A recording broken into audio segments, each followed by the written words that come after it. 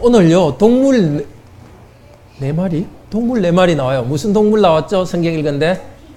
비둘기, 또 뱀,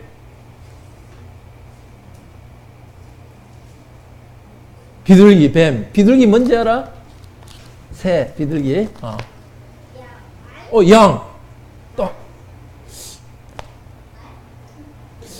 넷 아닌가?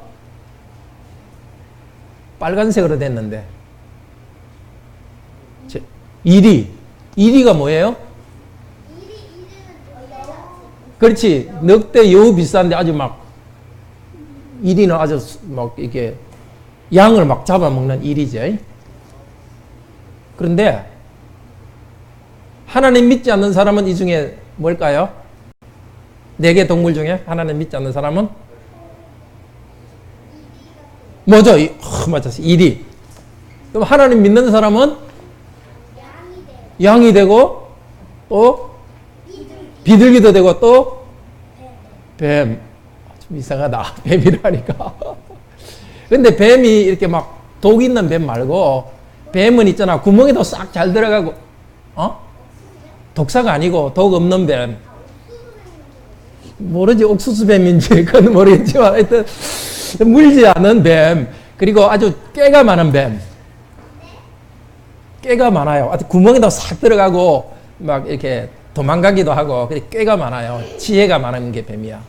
자, 어린이 여러분은 뭐하고 똑같느냐? 그렇지. 하나님 믿는 여러분들은 우리도 전부 다 옛날에 이리처럼 막 화도 내고 친구와 싸울 때 막 동생과 싸울 때 손톱으로 이렇게 막 이리처럼 막 이렇게 핥히기도 하고 물기도 하고 이랬거든요. 근데 하나님 믿으니까 하나님이 우리 마음을 양처럼 부드럽게 해줬어요. 자, 우리는 몸은 양이에요. 그런데 비둘기처럼 날개가 있어요. 양인데.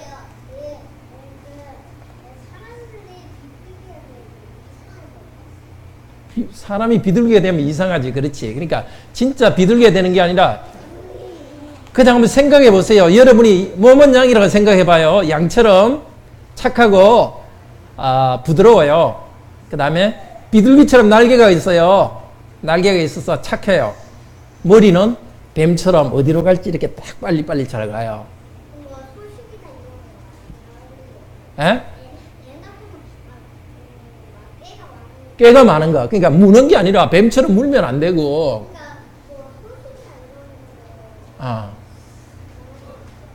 나중에 좀 더 이야기합시다. 하여튼 우리 어린이 여러분들은 몸은 양이고요. 비둘기 날개가 있고 머리는 뱀처럼 지혜로워요. 하나님이 그렇게 하라 하셨어요. 왜?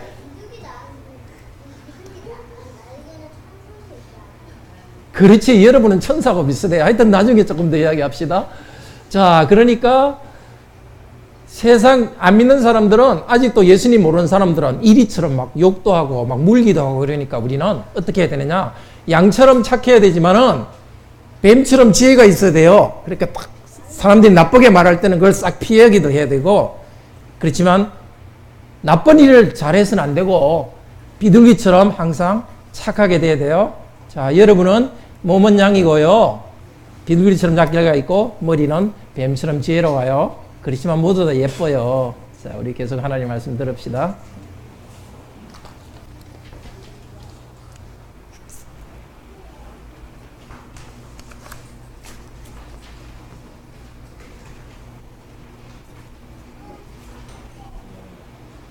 하나님께서 말씀을 주시도록 기도드립시다. 자비로우신 하나님, 우리가 말씀을 계속 들어왔지만 여전히 저희들은 말씀에 배가 고픕니다. 또 하나님이 주신 은혜에 저희들이 목마릅니다. 이제도 저희들의 죄를 용서하시고 하나님 앞에 나와서 이 거룩한 말씀 듣게 하셔서 감사합니다.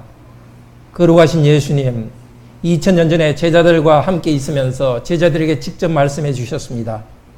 이제는 성령님을 통하여서 우리에게 말씀해 주소서. 우리가 어떻게 이 세상에서 양이지만은 그러나 항상 아프고 항상 피해만 보는 것이 아니라 지혜롭게 살아가면서 순수하게 살아갈지, 어떻게 제자로서 살아갈지 가르쳐 주시옵소서.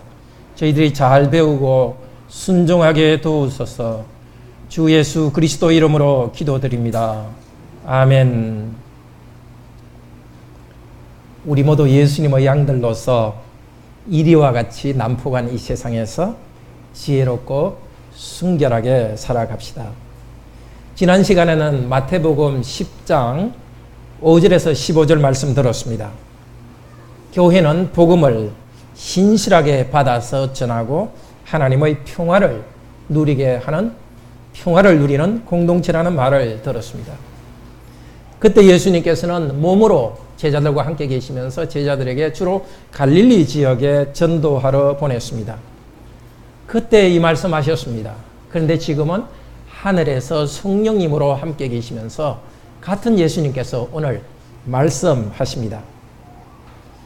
지난주에 들은 말씀은 우리 예수님께서 복음을 공짜로 제자들에게 주셨습니다. 공짜로 받았으니까 공짜로 전도해라. 그리고 복음을 전할 때 뭘 먹고 살까 걱정하지 말라.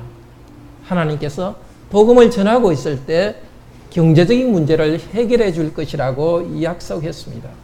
교회가 힘껏 복음을 전할 때 교회의 재정적인 문제를 복음 전파를 통해서 해결해 주십니다. 목사도 마찬가지입니다. 성도들도 복음에 따라서 힘껏 살아갈 때 먹고 살 일 걱정하지 말고 힘껏 살아가고 일할 때 주께서 경제적인 문제를 해결해 주십니다. 그래서 성도들은 공짜로 복음도 받았고 또 앞으로도 경제적인 문제를 해결해 주실 것이기 때문에 어디서나 평화의 복음을 말하고 평화를 나누어 줍니다. 사람들이 평화를 받으면 그들이 평화를 누릴 것이고 평화를 받지 않으면 평화를 전한 우리들에게 돌아올 것이라고 약속하셨습니다. 그런데 한 도시에서 우리가 전한 복음을 받아들이지도 않고 또 경제적으로 힘들게 된다면 결국 다른 곳으로 떠나서 교회를 세우라고 말했습니다. 복음을 거절한 그들에게는 심판이 있겠다고 말씀하셨습니다. 오늘 읽은 16절에서 23절 말씀은 경제적인 어려움보다 더 큰 어려움을 말합니다. 복음을 전할 때 또 예수 그리스도인으로 살아갈 때 사람들이 우리를 때리고 재판에 넘겨서 죽이려고 할 때는 어떻게 해야 되느냐? 그런 핍박이 반드시 있을 것이라고 말씀했습니다. 반드시 이런 핍박을 당할 것입니다. 하늘에서 다스리는 그리스도께서는 이 말씀으로 오늘 우리를 위로해 주기를 원하십니다. 그렇게 핍박당하지만은 이 이리 같은 세상에서 지혜롭고 순결하게 살아갈 것을 가르치고 있습니다. 첫째로 16절이 주제 말씀입니다. Verse 16 is the theme. 내가 너희를 양처럼 그들 이리 가운데에 보낸다. 그래서 지혜롭고 순결하게 말하고 행동해라. 자, 그럼 어떻게 지혜롭고 순결하게 말하고 행동할 것인가? 그것을 17절부터 끝까지 말씀합니다. 근데 17절부터 끝까지는 넘겨준다는 말이 3번 나옵니다. 한번 보시겠어요? 빨간 글로 되어 있는데 넘겨준다. 이거는 주는데 넘겨준다는 것입니다. 선물을 그냥 주는 게 아니라 죽여라고 넘겨주는 것, 재판받도록 넘겨주는 것. 바로 예수님께서 앞쪽에 5절에서 나온 말씀, 4절에서 나온 말씀인데요. 가룟 유다가 예수님을 빌라도에게 넘겨주어서 죽였다는 건 넘겨준다. 제자들도 넘겨줍니다. 몇 절? 17절, 19절, 21절, 홀수절에 나옵니다. 바로 이것을 중심으로 우리가 어떻게 지혜롭게 살 것인가를 말합니다. 첫 번째 넘겨준다는 말, 그걸 합쳐가지고 17절에서 27절은 우리들이 받을 고난을 구체적으로 말합니다. 재판에 넘기고 때릴 것입니다. 그때 제자들은 염려하지 말고 아버지 하나님의 성령님의 주신 지혜로서 재판에서 이길 것이라고 말합니다. 우리를 넘겨줄 때 성령님의 능력으로 말해서 지혜롭게 말하도록 해주겠다고 합니다. 그리고 21절에서 23절은 사람들이 넘겨줄 뿐만이 아니고 가족과 모든 사람들이 우리를 미워할 것입니다. 죽이기 위해서 재판에 넘길 것입니다. 어떻게 하라고요? 끝까지 인내하고 너무 힘들 때는 도망하라. 그러면은 구원해 줄 것이다. 인자 예수 그리스도께서 재림하셔서 우리를 도와줄 것이라고 약속했습니다. 세상을 핍박한 제자들은 계속해서 교회와 성도들을 핍박합니다.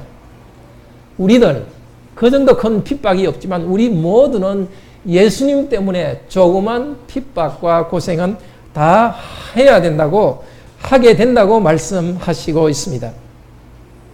그때 우리들도 제자들처럼 지혜롭고 순결하게 행동하도록 합시다. 우리가 제자로서 복음을 전하고 복음대로 살아갈 때 세상은 이리처럼 우리를 대하고 있습니다.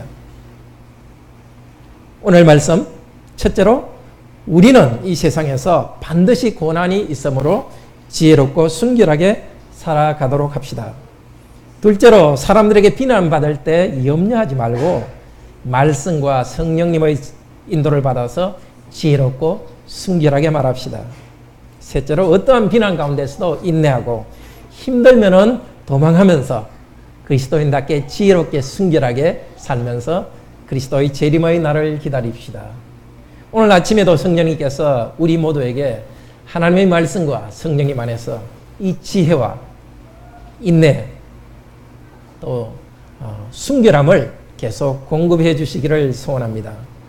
첫째로 우리는 세상에서 반드시 고난이 있으므로 지혜롭고 순결하게 살아가도록 합시다. 16절 사역 부분 읽겠습니다. 보라와 나 자신이 너희를 보내는데 이들 사이에 양들과 같다. 그러므로 지혜로워라 뱀같이 순결하라 비둘기같이. 나 자신이 너희를 보낸다고 말씀하십니다. 아주 강조합니다. 나 자신이 보낸다.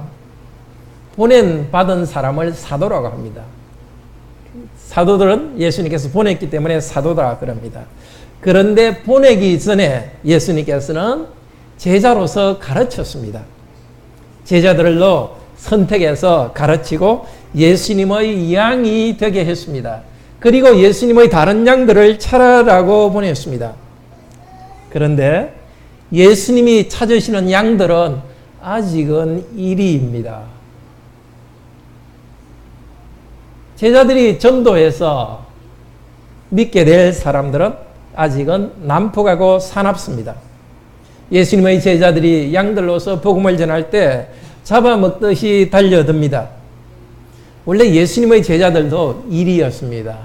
난폭하고 죄악이 많았습니다. 그러나 예수님이 선택해 주셨고 겸손하고 온유하신 예수 그리스도에게 배우고 훈련받으면서 이리 성품이 변해서 양이 되었습니다. 이리가 양이 되었습니다. 예수님의 양들의 목장은 계속 이리들 가운데 있습니다. 교회도 이리들과 같이 사나운 세상 가운데 있습니다. 세상은 성도들에게 화를 냅니다.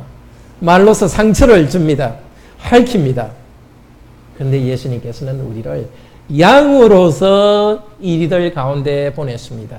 이리들이 우리를 공격하니까 우리도 이리들처럼 싸우라고 하지 않았습니다. 우리는 계속해서 이리들, 양들로서 양들의 온유와 겸손함을 가지고 이리들 가운데 있도록 했습니다. 만약 우리가 이리처럼 된다면 예수님의 능력이 나타나지 않습니다. 예수 그리스도께서는 이리들을 바꾸실 때 폭력으로 바꾸시지 않았습니다. 세상 죄를 지고 가는 하나님의 어린 양으로 오셨습니다. 사람들의 죄를 용서하고 바꾸기 위해서 예수님이 희생당하고 십자가에서 당신을 희생제물로 바치셨습니다. 예수님은 찢기는 정도가 아니라 이리들한테 찢기는 정도가 아니라 당신의 몸을 제물로 바치셨습니다. 이제 그리스도는 그리스도의 보혈로서 이리들을 용서하면서 양으로 만듭니다. 그래서 복음 전하는 사람은 온유하고 겸손하게 복음을 전해야 합니다. 성도들도 온유하고 겸손하게 살아가야 합니다. 그럴 때 예수 그리스도께서 당신의 능력을 나타내십니다. 그러면 그리스도께서 우리에게 능력을 나타내기 위해서 우리에게 어떻게 하라고 합니까? 지혜로워라, 순결하라. 이리 가운데 있는 양들이니까 그냥 순진하게 항상 잡아먹히지 말라는 것입니다. 핥히면 핥히는 대로 그냥 핥히지 말고 지혜롭게 피하라고 합니다. 순결하라, 순결하라. 이 지혜로라, 순결하라 같은 말씀이 로마서 16장 19절에 나옵니다. 이렇게 말합니다. 너희는 선한데 지혜롭고 악한데 미련하기를 원하노라. 지혜, 선한 일을 계속하는데 계속하기 위해서 지혜로워하는 것입니다. 악한 일에는 미련하라. 이것이 바로 순결하라는 뜻입니다. 악한 일을 하는 데는 순진해서 하지 못합니다. 이리와 같은 사람들을 다룰 때에 악하게 지혜롭게 하진 않고 선하게 하면서 지혜롭게 합니다. 주님께서는 우리에게 상처를 주는 사람들에게 상처를 주지 않으면서 그들을 변화시키기 위해서 지혜로워라, 순결하라고 합니다. 온유하고 지혜로우신 예수님께서는 우리에게 성령님을 주셨습니다. 성령님께서 우리에게 참된 착함과 온유함과 지혜를 주십니다. 그럼 구체적으로 어떻게 우리가 지혜롭고 순결하게 되는가? 둘째로, 사람들에게 비난을 받을 때 염려하지 말고 말씀과 성령님의 인도를 받아서 지혜롭게 말합시다. 포인트 2입니다. When people blame us, do not worry and be guided by the word and the Holy Spirit and speak with wisdom. 17절입니다. 성도들이 받는 핍박은 어느 정도냐? 사람들에게 공개 비판을 받고 매를 맞고 고난받지만 그것은 복음 전할 기회가 됩니다. 17절, 18절입니다. 그런데 사람들로부터 주의하라.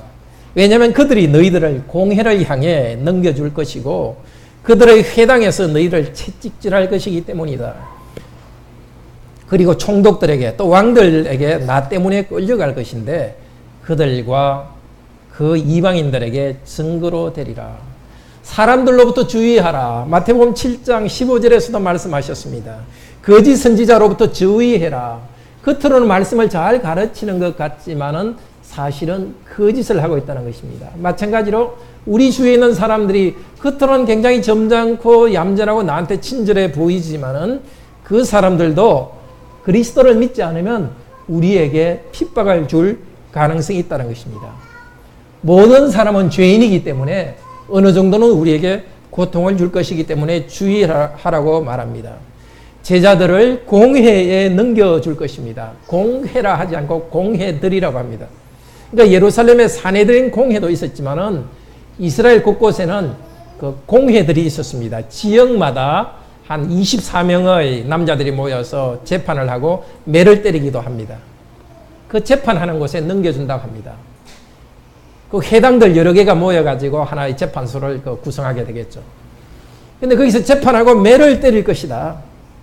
그것뿐만이 아니라 총독들에게도 끌려가고 왕들에게도 끌려갈 것이다.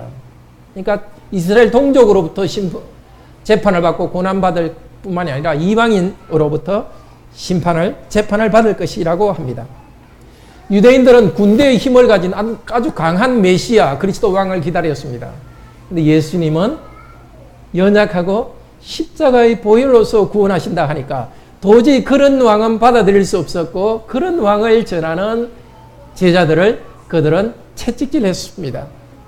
그리고 이방인들에게 넘겨줘서 고난받게 했습니다. 그런데 나 때문에 18절입니다. 나 때문에 제자들은 총독들과 왕 앞에 끌려갈 것입니다. 그러니까 이방인에게 끌려갈 것입니다. 유대인들이 이방인에게 제자들을 넘겨주기도 할 것이지만 지금처럼 온 세상에 복음이 전해지는 이때를 말합니다. 온 세상 이방인들, 왕들, 정치가들, 국가 가운데 있는 그리스도인들이 재판을 받을 것이라고 말합니다. 예수님 때문에 고난을 받습니다. 우리 죄가 있어서가 아닙니다. 정말 우리 성도들이 당하는 어떤 고난들은 우리의 죄 때문이 아닙니다.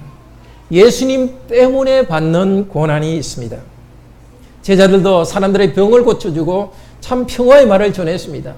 서로 사랑하고 평화의 말을 전했는데도 예수님을 믿는다는 이유 때문에 핍박했습니다. 우리들도 바로 그런 이유 때문에 핍박이 있을 수 있기 때문에 핍박과 어려움이 있을 때 좌절하지 마시기를 바랍니다. 예수님 때문에 내가 어려움을 당한다면 오히려 기뻐하도록 합시다. 그런데 예수님은 위로하십니다. 너희들이 나 때문에 재판을 받게 된다면 오히려 그것이 기회가 될 것이다. 증거할 수 있는 기회가 될 것이다. 18절에 그들과 이방인들에게, 그러니까 유대인들과 이방인들에게 복음 전할 기회가 된다고 하셨습니다. 실제로 베드로는 산헤드린 복음 전하는 것 때문에, 병 고쳐준 것 때문에 산헤드린 공회에 잡혀서 재판을 받았습니다. 그때 매를 맞고 풀려났습니다. 매를 맞고 풀려날 때 아주 예수님 때문에 모욕받는 것 때문에 아주 기뻐하며 풀려났다고 합니다. 그런데 선생님이신 예수 그리스도께서 먼저 매 맞았습니다. 재판을 받았습니다. 그리고 재판받을 때 총독 빌라도 앞에서 예수 그리스도를 증거했습니다.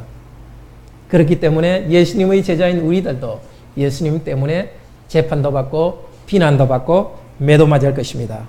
그러나 그것이 오히려 복음을 증거할 기회가 될 것입니다. 지금도 무슬림 지역과 북한, 중국 곳곳에서는 복음 때문에 매 맞고 고생하는 성도들이 있습니다. 우리는 그 정도로 큰 것은 아니라 할지라도 우리들도 그런 고난이 있을 것입니다. 재판을 받은 적은 없지만 친구들끼리 너는 왜 그러냐 하면서 친구들끼리 따돌림 받은 적은 있을 것입니다. 참으로 복됩니다. 우리가 예수님의 제자라는 증거입니다. 앞으로 예수님 때문에 어려운 일이 생긴다면 결코 걱정하지 마십시오. 하나님이 나에게 하나님의 복음을 전할 기회를 주셨구나 하고 감사하기를 바랍니다. 그런데 그렇게 혼자서 복음을 변호해야 될 때, 재판정에 넘겨졌을 때 하나님께서는 성령님을 통해서 지혜를 주신다고 약속하셨습니다. 19절, 20절입니다. 그런데 그들이 너희를 넘겨줄 때에는 어떻게 혹은 무엇을 말할까 염려하지 말라. 왜냐하면 그때에 너희가 무엇을 말할 것인지가 너희에게 주어질 것이다. 왜냐하면 말하는 이는 너희 자신이 아니라 너희 아버지의 성령님, 즉 너희 안에서 말하시는 분이기 때문이다. 걱정되지 않았겠습니까? 어부들, 베드로처럼 배우지 못한 어부들이 높은 사람 앞에서 재판을 받게 될 때 좀 두려워하지 않겠습니까? 예수님께서는 염려하지 말라고 합니다. 바로 그때에 말이 주어질 것이다. 너희 아버지의 성령님이 말하신다고 합니다. 하나님께서는 제자들이 복음을 전할 때 먹을 것을 주신다고 말씀하셨습니다. 그런데 말이 필요할 때는 성령님을 통해서 복음 말씀을 주겠다고 약속하셨습니다. 그런데 성령님께서 어떤 분? 너희 안에서 말하고 있는 분. 그런데 성령님은 제자들에게 우리 안에서 로봇처럼 우리한테 그냥 말을 하고 우리를 받아서 그대로 말해라고 하지 않습니다. 성령님은 우리를 인격적으로 대화하십니다. 무엇을 가지고? 하나님의 말씀을 가지고 우리와 대화하십니다. 요한복음 16장 14절에는 이렇게 말합니다. 성령님은 자기 생각대로 말하지 않고 예수님이 가르친 말씀을 가지고 가르칠 것이라고 말씀했습니다. 또 요한복음 14장 26절에는 예수님께서는 성령님께서 모든 것을 가르치는데 예수님이 말한 것을 생각나게 한다고 했습니다. 그러니까 성령께서 제자들에게 말씀하실 때는 이미 제자들이 예수님께 배운 말씀, 그것이 잘 생각나고 깨닫게 해줄 것입니다. 성령께서는 제자들에게 예수님의 죽음과 부활이 무슨 뜻인지를 가르쳐 주었습니다. 구약 성경을 잘 깨닫도록 해 주었습니다. 또 예수님이 하신 말씀, 바로 우리가 신약에서 읽는 말씀이죠. 그런 것을 깨닫게 해 주었습니다. 그래서 평소에 제자들은 구약 성경과 예수님이 하신 말씀을 성령께 배우면서 담대히 복음을 전했습니다.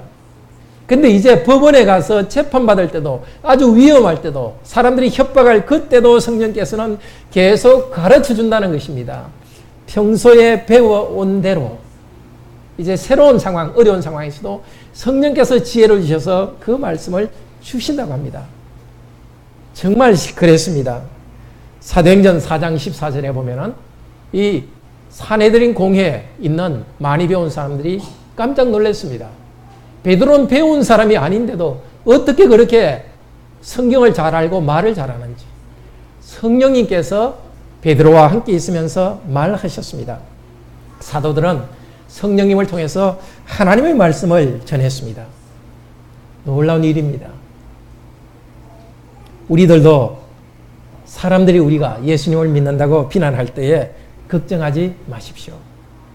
사람들 앞에 우리의 믿음에 대해서 말해야 될 그런 때가 있을 때 걱정하지 마십시오. 예수님께서 약속하셨습니다.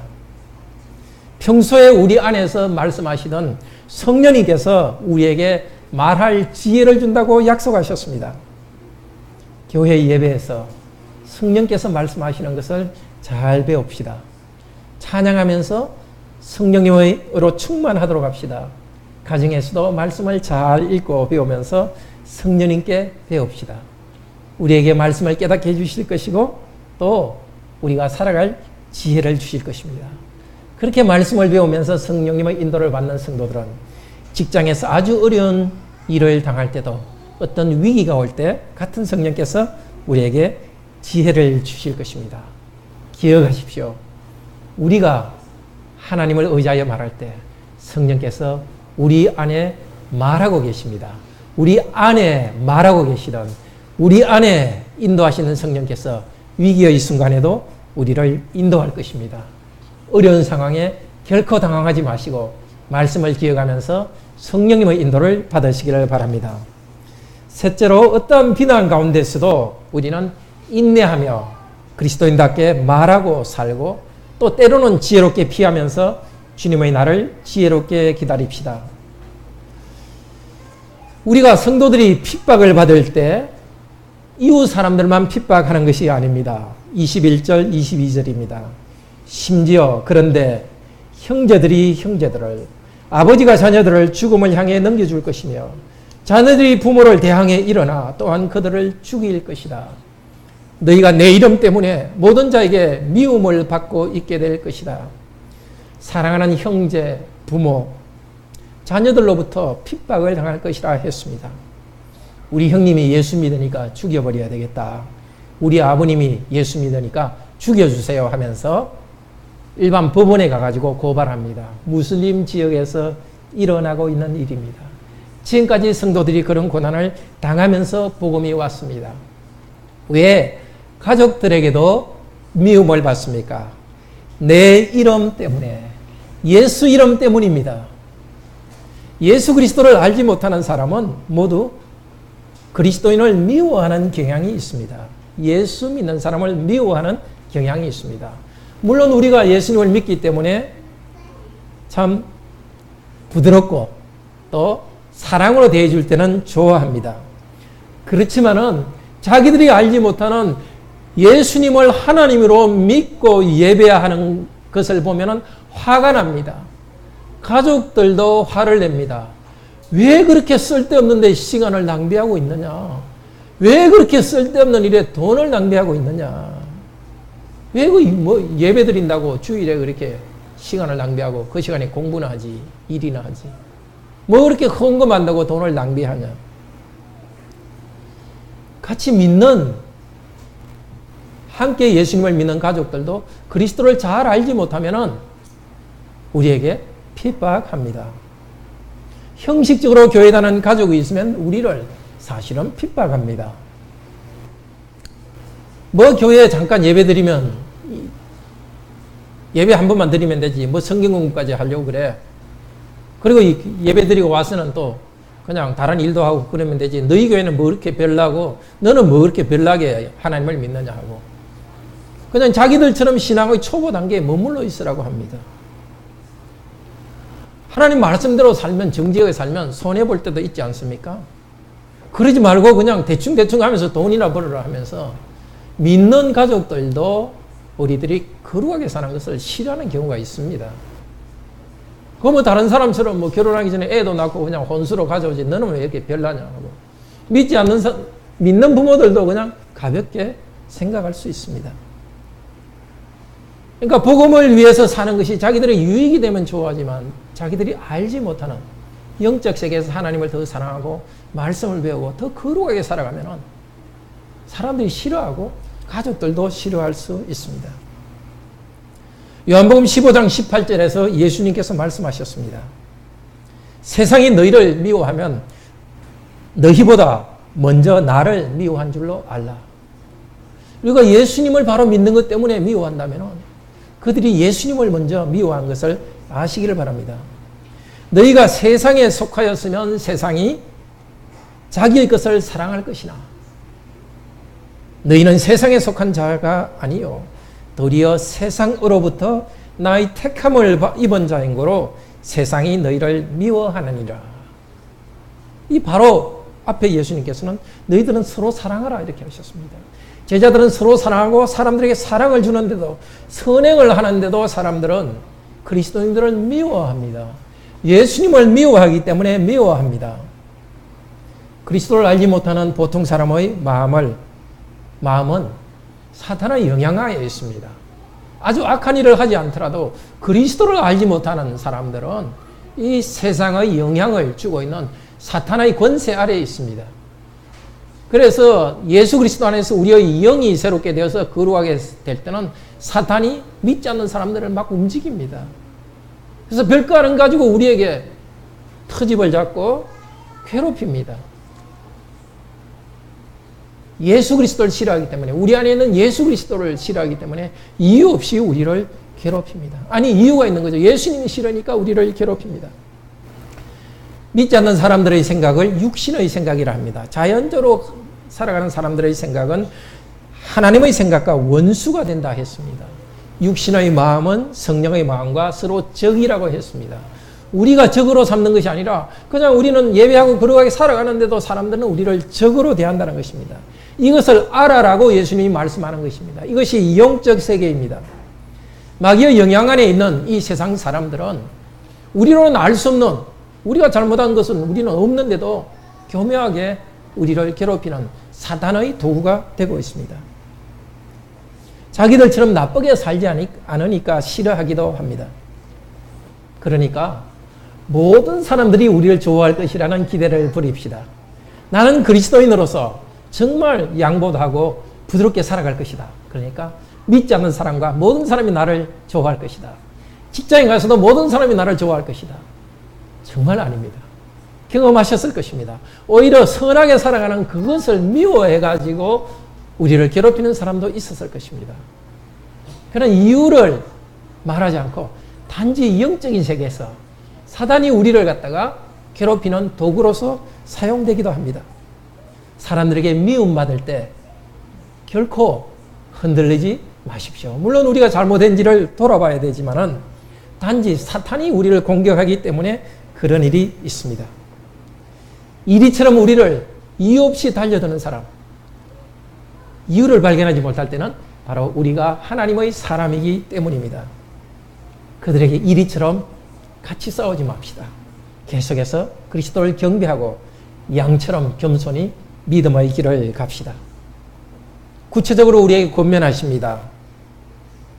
22절에서 인내하라 피하라. 주님이 구원하시고 심판하신다. 22절에 그런데 끝까지 인내하는 자 그 자신은 구원을 받을 것이다. 끝까지 인내하는 자. 그리스도의 삶에서는 인내하고 참을 일이 죽을 때까지 계속 있다는 것입니다. 가족까지도 나를 싫어하는 일이 계속 있다는 것입니다. 어떤 면에서는 참 교회 잘 출석하는 가족들도 자기도 모르게 우리에게 괴롭힘을 주기도 합니다.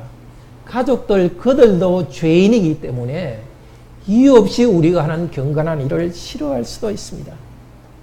우리에게 주님께서 말씀하십니다. 너에게는 고난이 있고 핍박이 있고 심지어 죽음에 넘겨지는 일까지 있으니까 끝까지 인내하라고 우리에게 미리 말씀해 주십니다. 끝까지 인내하고 견디는 사람에게는 어떻게 구원해 주신다고 말씀하십니다. 마태복음 24장 10절 13절에서도 비슷한 말을 하셨습니다. 예수님 재림의 날이 다가올수록 사람들이 서로 미워하고 성도들끼리도 서로 미워하는 일이 생기고 서로 내어주고, 이것이 재판받도록 내어준다는 말입니다. 사랑이 식어질 것이라고 말했습니다. 그때 주님의 오심을 바라고 끝까지 견디는 자에게는 구원해 주신다고 말씀하셨습니다. 우리를 구원하시기 위해서 주님이 오시고 있습니다. 주님의 재림의 날이 다가올수록 우리는 더 참고 나가야 될 어려움이 많습니다. 히브리서 10장 36절은 말합니다. 그러므로 너희 담대함을 버리지 말라. 이것이 큰 상을 얻느니라. 너희에게 인내가 필요하면 너희가 하나님의 뜻을 행한 후에 약속, 즉 하나님 나라를 받기 위함이라. 그렇습니다. 예수님 은혜로 구원받은 우리들 천국을 선물로 받으면서 나아갑니다. 그렇지만 이 땅에서는 인내로서 하나님의 뜻을 다 행한 후에 천국에 들어갑니다. 사놓은 사람들 가운데 양처럼 순결하게, 비둘기처럼 순결하게, 그리고 뱀처럼 지혜롭게 인내하며 하나님이 주신 맡기신 사명을 다하고 우리는 천국으로 들어갑니다. 우리는 물러갈 자들이 아니요 영혼을 구원함에 이르는 믿음을 가진 자니라. 그렇습니다. 이미 우리는 구원받았지만 앞으로 남은 구원을 향해서 나아갑니다. 두렵고 떨림으로 우리 구원을 이루어가라고 하십니다. 하나님이 우리 가운데 일하시기 때문에 두렵고 떨림으로 의지하고 나갑니다. 그렇지만 우리도 인내해야 합니다. 끝까지 인내하십시오. 그런데 한 도시에 너무 핍박이 심하면 어떻게 해야 됩니까? 23절입니다. 그런데 그들이 너희를 이 도시에서 핍박할 때에는 다른 도시로 피하라. 왜냐하면 내가 진실로 너에게 말하는데 결코 너희가 이스라엘의 도시들을 끝내지 못하리라. 그 사람의 아들이 올 때까지. 우리가 사는 이곳에서 우리는 인내하면서 핍박을 참고 살아갑니다. 고통을 참고 가정생활을 하고 현재 직장생활도 하고 복음을 믿는 사람으로 살아갑니다. 그렇지만 죽일 정도까지 사람이 달려든다면 어떻게 해야 되죠? 피하라는 것입니다. 예수님께서 제자들에게 너희를 죽이려고 할 때는 피하라 했고 사도 바울도 그렇게 피했습니다. 그리고 고린도전서 10장 13절에서는 하나님께서 우리에게 감당할 시험밖에 주시지 않는다. 어려움을 주시지만 우리가 인내할 수 있는 만큼 주시고 우리가 인내할 수 없을 때는 그것을 피할 길을 주신다고 하셨습니다. 왜냐하면 내가 진실로 너에게 말하는데, 아주 중요한 일을 말할 때 말씀하십니다. 그 사람의 아들이 오리라. 그 사람의 아들은 바로 예수 그리스도를 말합니다. 이 그 사람의 아들은 다니엘서 7장 13절에 나오는 그 사람의 아들입니다. 하늘에서 구름 타고 오실 분으로 예언된 분입니다. 그런데 그 사람의 아들은 이 세상 살 때는 십자가에서 죽으시고 고난당하셨습니다. 그러나 다시 부활했습니다. 하늘로 가셨습니다. 그 사람의 아들은 다시 심판하기 위해서 다시 오십니다. 구름 타고 오십니다. 자, 어떤 도시들은 복음 전하는 자들이에게 먹을 것도 주지 않았고 때렸고 그곳에 있을 수 없을 정도로 죽이려고 했기 때문에 복음 전하는 사람들이 복음을 전하지 못하고 도망갔습니다. 주님이 오셔서 그런 도시들은 심판하실 것입니다. 그래서 모든 도시들을 다 끝내면서 복음을 다 못 전해도 주님은 오십니다. 이것이 위로입니다. 우리가 현재 있는 자리에서 최선을 다해서 거룩하게 살아가지만 사람들이 변하지 않고 너무 고통스럽다 하더라도 주님께서 그 문제는 처리하실 것입니다. 주님께서 심판할 것에 맡기고 계속 인내하며 나아갑시다. 보복하는 그런 일은 주님께서 하실 테니까 우리는 보복하지 말고 인내하며 순결하게 나아갑시다. 현재 있는 직장에서, 현재 있는 자리에서 힘껏 주님의 백성으로 살아갑시다. 그러나 죽을 정도로 힘들 때는 직장을 옮기거나 또 도망가도록 하나님께서 우리에게 지혜롭게 행하라고 하십니다. 성도들은 복음을 전하기 위해서, 복음대로 살기 위해서 모든 사람에게 미움을 받기도 하고 가족들에게도 미움을 받지만 우리에게 지혜롭게 순결하라, 구체적으로 인내하라 했습니다. 인내하는 것이 지혜입니다. 같이 화내고 싸우는 것이 아니라 인내하며 직분을 다할 때 우리가 쓰러지지 않도록 주께서는 힘을 주실 것입니다. 사랑하는 성도 여러분, 지금도 주님께서는 우리를 이렇게 순한 양으로 만들어서 아주 난폭한 일 가운데 우리를 보내십니다. 우리 세 가지를 기억합시다. 첫째로, 이리 같은 세상 가운데서 예수님의 어린 양으로서 천국 백성의 온순한 성품을 가지고 살게 하셨음을 감사합시다. 우리가 양으로서 온순한 성품을 가지고 겸손하게 살아갈 때 우리 주위에 있는 이리들도 양들로 변할 것입니다. 세상의 악함 가운데서 지혜롭게 살아갈 수 있도록 지혜를 구합시다. 사람들을 그냥 믿지 않고 사람들의 악과 잘못을 잘 관찰하여서 지혜롭게 피하도록 합시다. 둘째로, 예수님 때문에 고난을 당할 때 기뻐하고 오히려 예수님께서 주시는 기회를 보도록 합시다. 바로 그 위기를 통해서 새로운 기회를 주십니다. 그리고 내가 감당하지 못할 복잡한 상황, 복잡한 문제에 대해서는 우리 안에 계신 성령께서 지혜를 주신다고 약속하셨습니다. 복음을 변호하기 위해서 말할 때도 지혜를 주실 것입니다. 하나님 나라와 의를 구하기 위해서 직장에서 일을 하거나 무슨 일을 하거나 정말 하나님께 헌신되게 살아갈 때는 우리에게 필요한 지혜를 성령께서 주실 것입니다. 말씀을 부지런히 배우고 읽으면서 평소에, 위기 아닌 평소에 성령님의 인도를 받고 성령님에게 배우도록 합시다. 셋째로, 우리는 가족으로부터 미움도 받고 핍박을 받아서 심지어 죽음에 이를 수도 있다고 말씀하셨습니다. 끝까지 견디고 힘들 때는 피하도록 합시다. 일단 지금 있는 곳에서 도망갈 생각하지 말고 정말 죽도록 힘들 그 정도까지는 끝까지 참고 나아가도록 합시다. 주님께서 오셔서 구원해 주시고 심판해 주실 것입니다. 주님께서는 결코 내가 예수 믿으니까 모든 사람이 너를 좋아할 것이다. 건강도 항상 건강할 것이고 항상 재물도 많을 것이고 너가 항상 높은 지위에 오를 것이라고 말하지 않습니다. 오히려 거꾸로 너희들은 나의 제자이기 때문에 내가 그랬던 것처럼 세상에서 반드시 고난을 당한다고 말씀하셨습니다. 고난당하고 미움받을 때 뭔가 이상한 일이 생긴 것처럼 당황하지 맙시다. 오늘 말씀 잘 들었죠? 이번 주일에도 고난당하고 예수님 때문에 비난할 각오하고 살아갑시다. 그렇지만 성령께서 우리에게 인내의 힘을 주시고 우리에게 지혜 주실 것이니까 두려워하지 말고 나아갑시다. 계속해서 이리들 닮아가지고 이리처럼 되지 말고 우리는 계속해서 양으로서 지혜롭게 그리고 순결하게 살아가도록 합시다. 우리 함께 찬양합시다.